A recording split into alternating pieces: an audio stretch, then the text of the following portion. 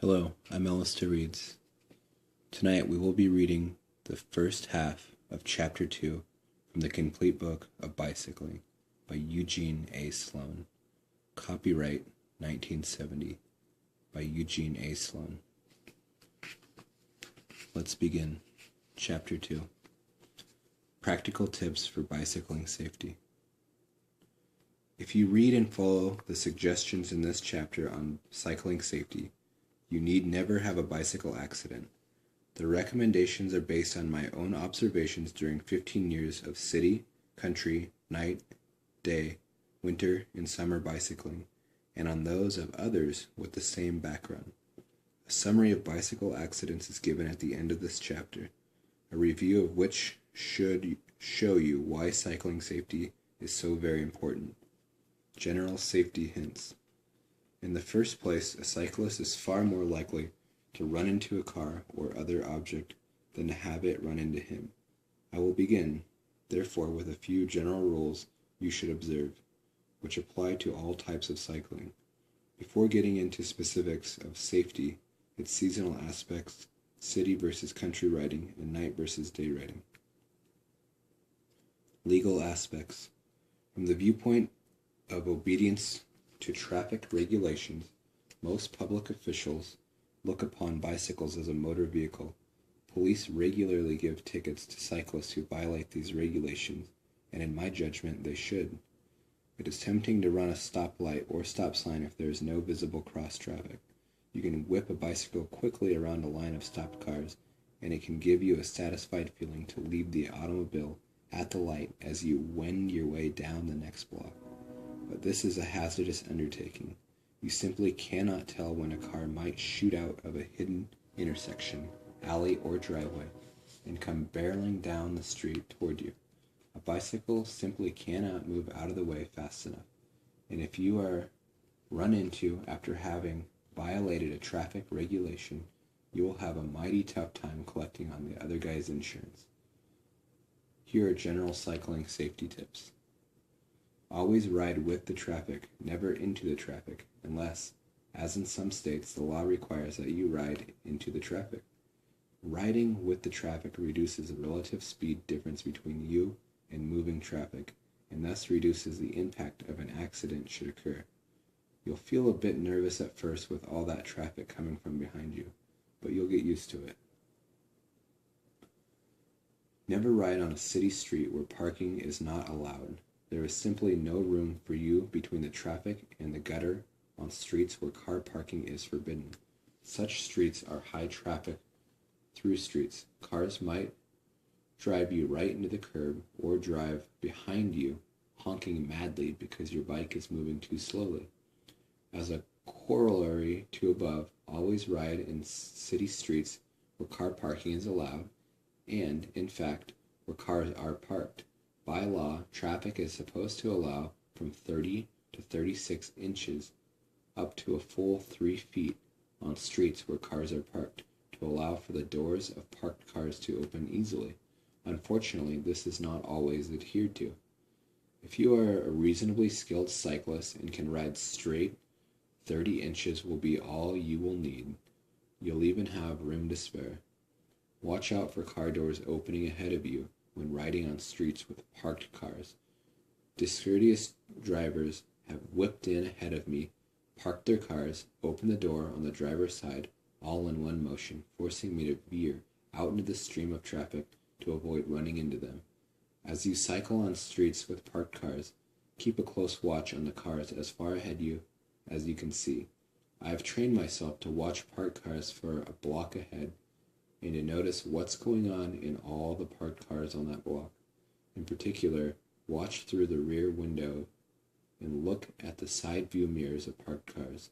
These will help you know if a driver or passenger is about to open a door. You may notice a driver who appears immobile and waiting, but I've found that this does not mean that he won't suddenly leap out of his car. Some cities and states have an ordinance that makes the driver liable for any accidents caused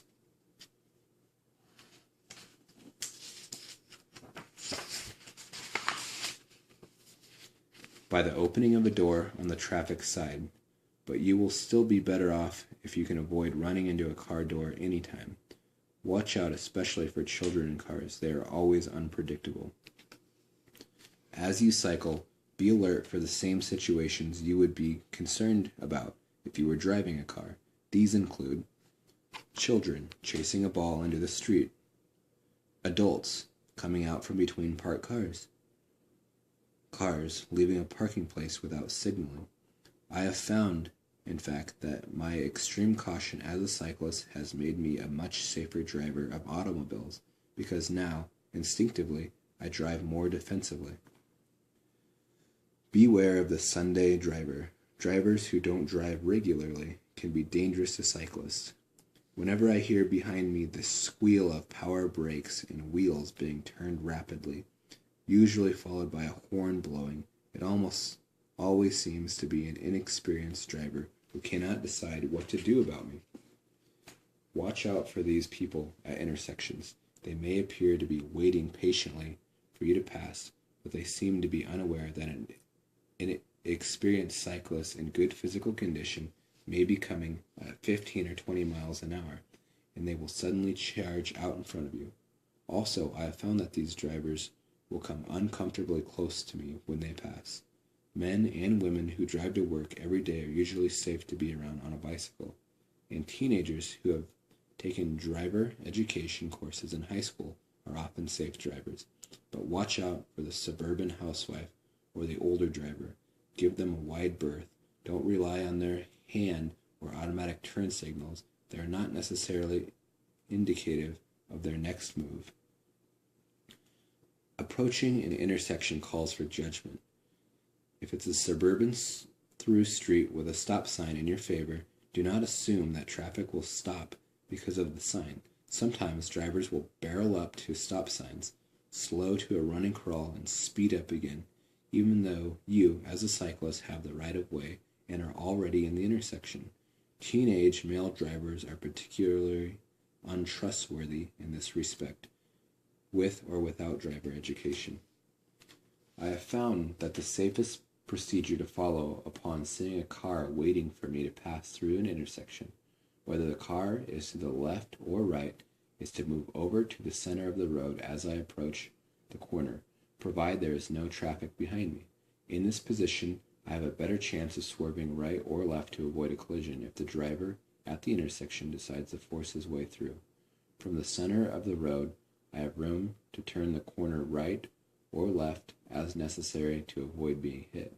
If I were to go through the intersection next to the curb, it would be impossible to turn the sharp right angle necessary to escape collision. Cultivate the habit of cycling in an absolutely straight, unwavering line at all times, and continue to do so while you quickly turn your head as necessary to check traffic behind you. If there is no traffic, try cycling down the center of the dividing line on the street. You'll be surprised to find that after a little practice, you'll be able to steer straight down the line. Accurate steering is vital in city cycling because the clearance between traffic and parked cars is ample only if you can cycle straight, without weaving from side to side. Watch out for child cyclists. Children on bicycles usually weave from side to side, turn unpredictably without signaling, and cannot be counted on not to run into you, even when you are passing them. I watch children on bicycles very closely as I approach them from the front or the rear, and I am ready to take evasive action at all times. Incidentally, while cycling in the city, you should have your hands on or next to the brake levers at all times, so you can stop instantly if you have to. Also keep toe straps loose. I'll never forget the time I forgot to loosen my toe straps on a city ride. It was during rush hour traffic at the major intersection in Detroit, and I came to a traffic light with cars all around me. I stopped quickly, but with my feet strapped tightly into the pedals, I toppled slowly and ingloriously to the side. Apropos of motorist attitudes, there seems to be a curious relationship between the time of day and the attitude of the driver toward cyclists. For example, I used to cycle from my home in Grosse Pointe Farms to my office in downtown Detroit, a distance of 12 miles. The route took me through the car factory area, and I found that if I cycled before 8 a.m., motorists were quite discourteous and careless about my well-being. When I left home after 8 a.m., however, I found everyone quite courteous.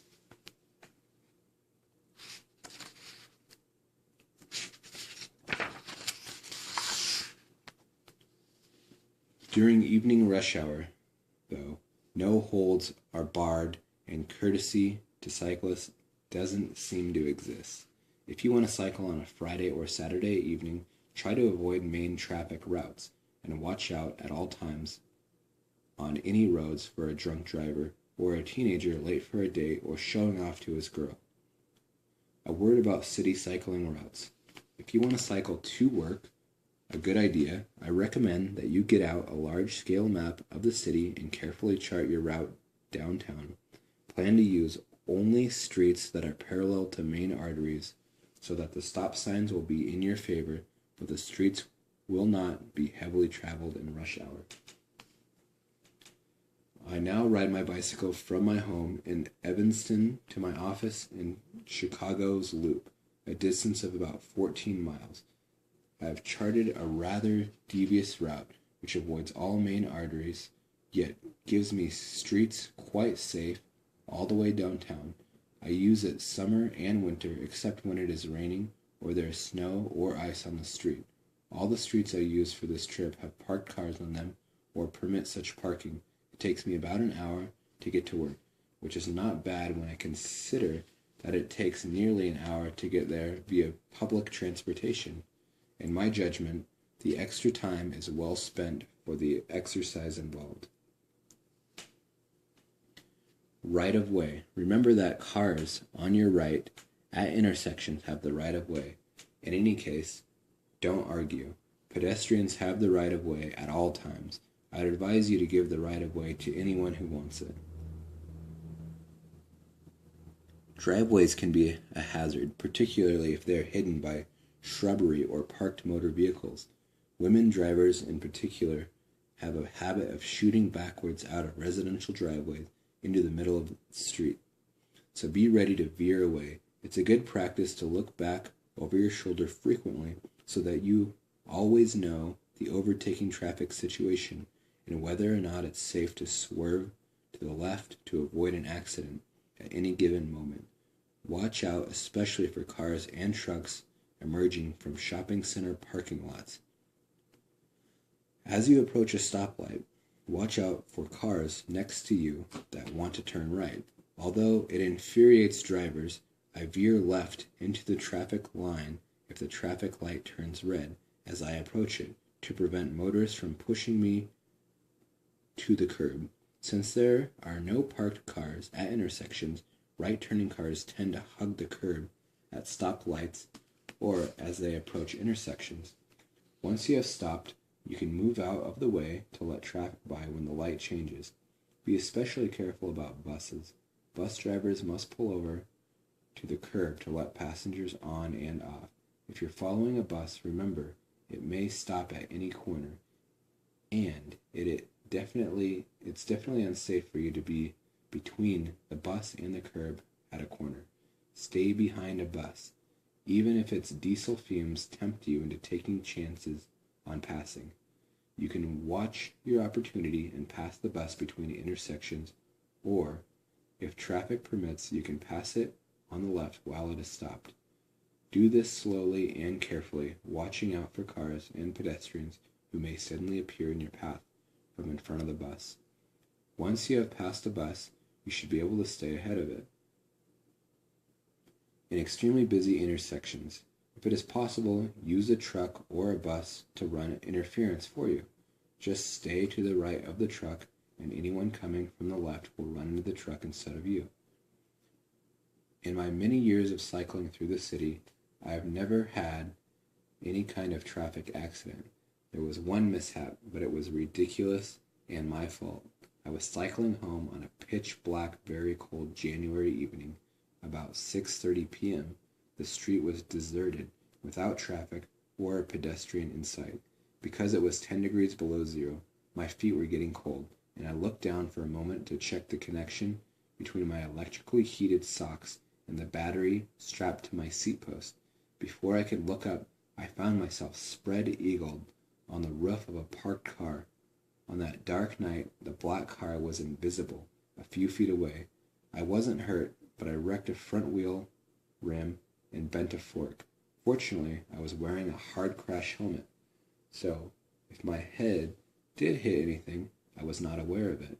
Since that incident, I've always checked my gear while at standstill. Consider safety equipment. A great many cities and or states now require motorcyclists to wear approved hard crash helmets. I see little difference in falling off a motorcycle or a bicycle. You might strike your head on a concrete pavement, a curb, or any other unyielding surface in either case. A motorcyclist goes faster and can hit an immovable object harder, but the relative speed of impact is of little concern, since you can just as easily receive a skull fracture by falling from a stationary bike.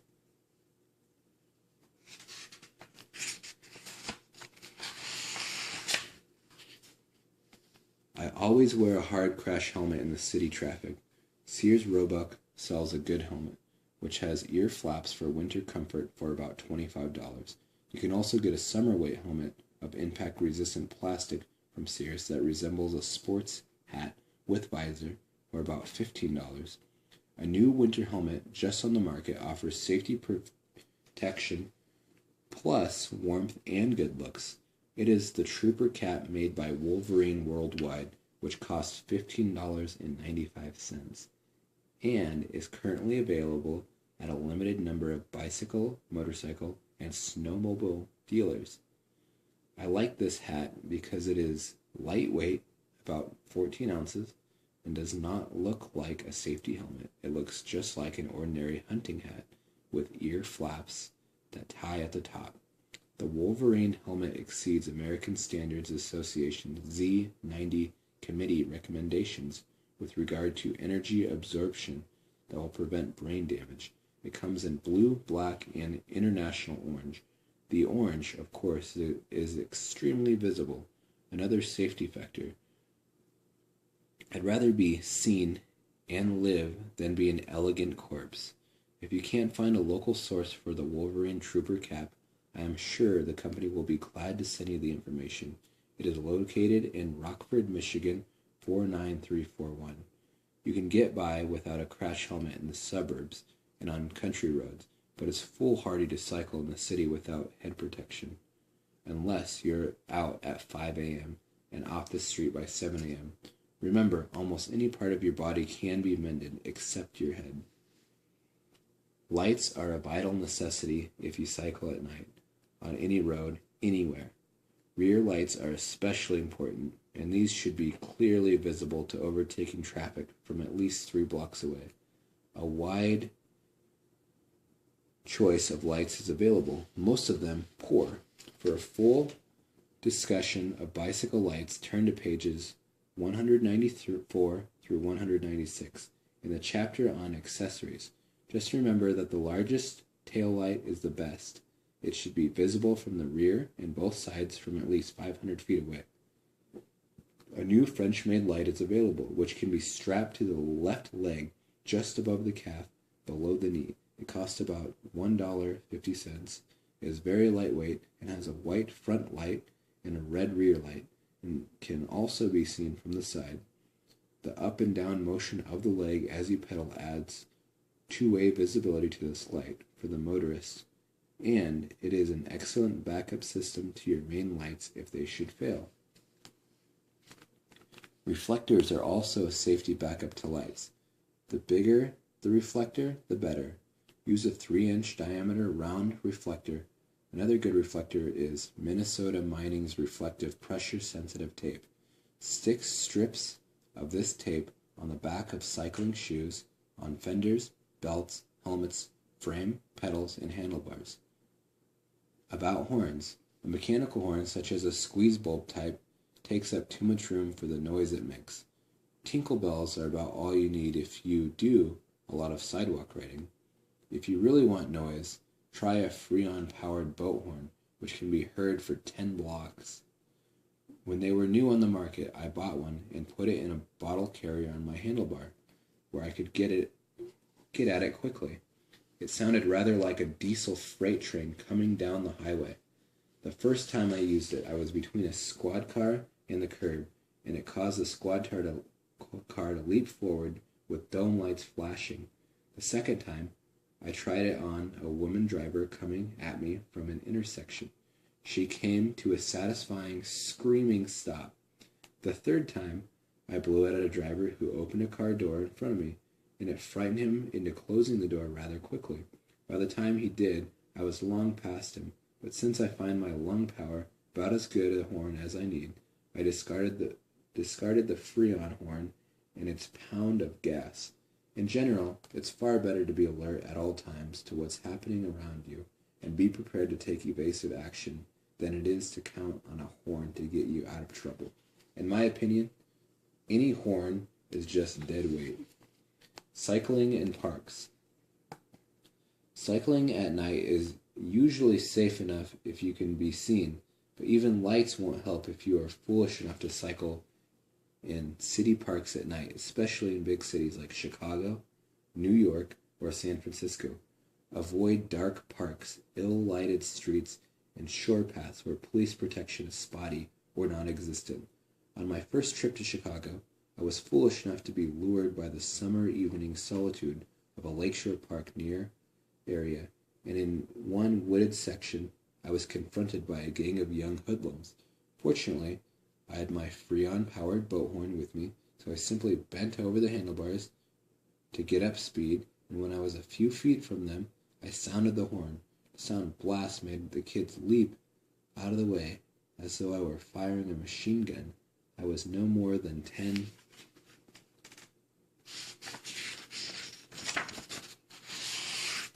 feet away when they realized they had been had, but by that time, I was doing 30 miles an hour.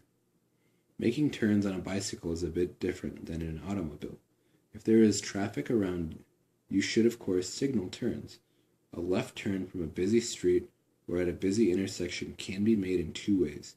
The safest method is to cross the street to the other side of the intersection, stop and wait for the light to turn, and walk across with pedestrians. This is the way children should be taught to cross.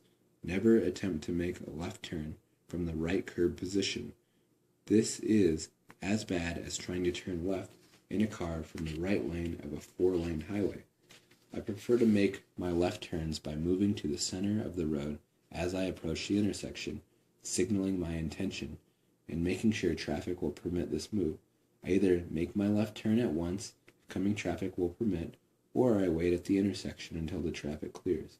If the traffic is extremely heavy, I go to the far side of the intersection, wait until traffic clears, and turn left in the pedestrian cross lane.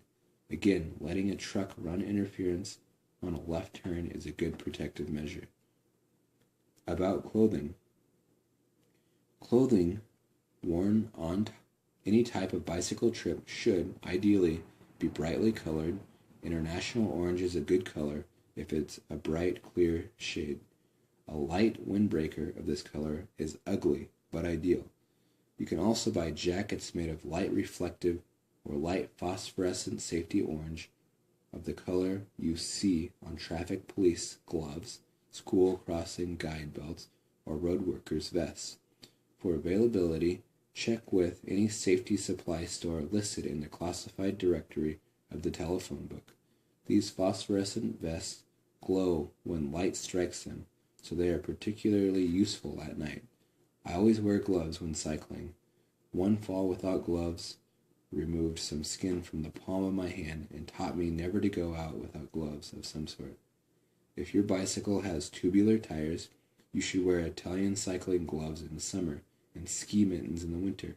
Italian gloves have double thick palms so that you can reach down and brush off any glass or other impediment your tires may have picked up.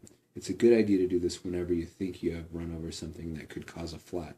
I prefer ski mittens to ski gloves for winter cycling because mittens are much warmer yet not too bulky for gripping the brake levers.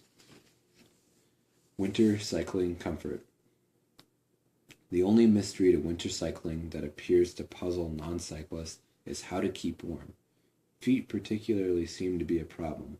I do a lot of riding in all weather, and as the temperature drops, I pile on more clothes, starting with thermal underwear. Some years ago, I conceived the brilliant idea that if the electrically battery-heated socks sold in sporting goods stores solved the cold feet problem for hunters, football spectators, hikers, and the like, surely they could be ideal for winter cyclists too. I've been wearing these socks for 3 years now, and I find they work well.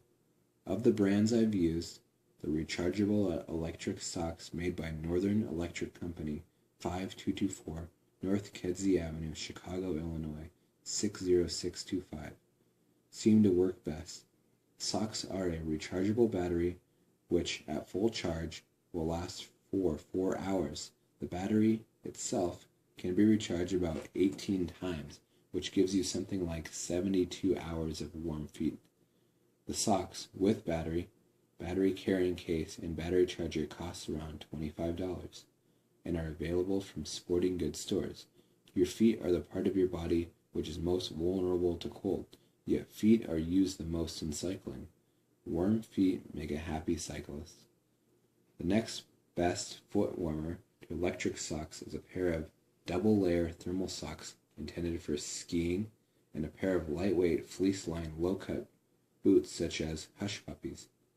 The ideal shoe for winter cycling, of course, would be the weatherproof and fleece-lined short boots made with reinforced inner soles for cycling. Conventional summer cycling shoes are made this way with 4-point steel shank supports to minimize foot fatigue over long distances. I have not been able to locate a winter cycling shoe in the United States, but after a good deal of searching and correspondence with European sources, I finally found one. The winter cycling boot I like is a short boot, chukka style, completely fleece lined, including the inner sole and uppers. The entire shoe is waterproof, has a medium heel, and is cut and styled to permit free ankle movement. This little boot costs, with duty and postage, about $15, a reasonable price for warm feet in cold weather cycling, in my opinion. These shoes can be obtained from W.F. Holdsworth, Ltd., 132 Lower Richmond Road, Putney, Southwest 15, England.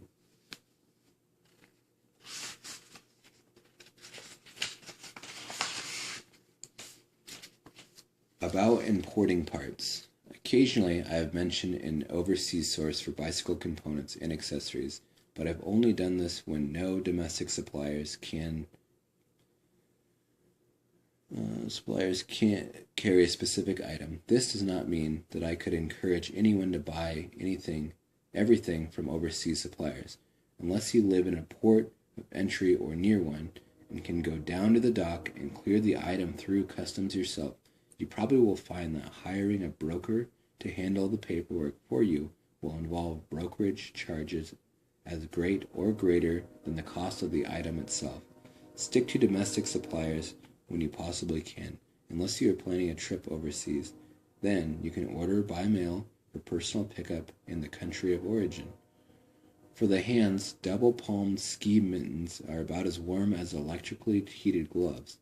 The rest of a good winter cycling outfit consists of Italian-made wool shorts with chamois lining in the crotch, overlaid with thermal underwear, followed by a cotton tracksuit, a sweater or two, and a leather jacket, a hard helmet with ear flaps, or a knit cap with ear muffs, and a scarf complete the outfit.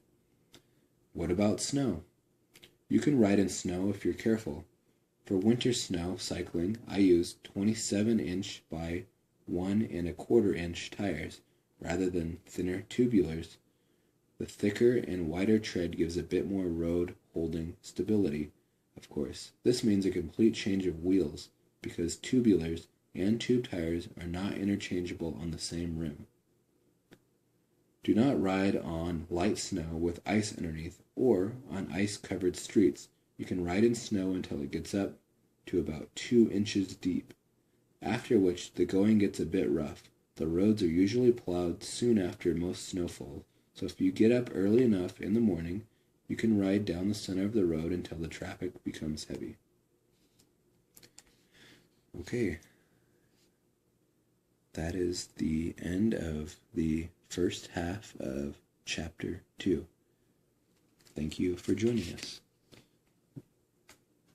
We'll be back to read the second half of Chapter 2 soon. I'm AlistairReads.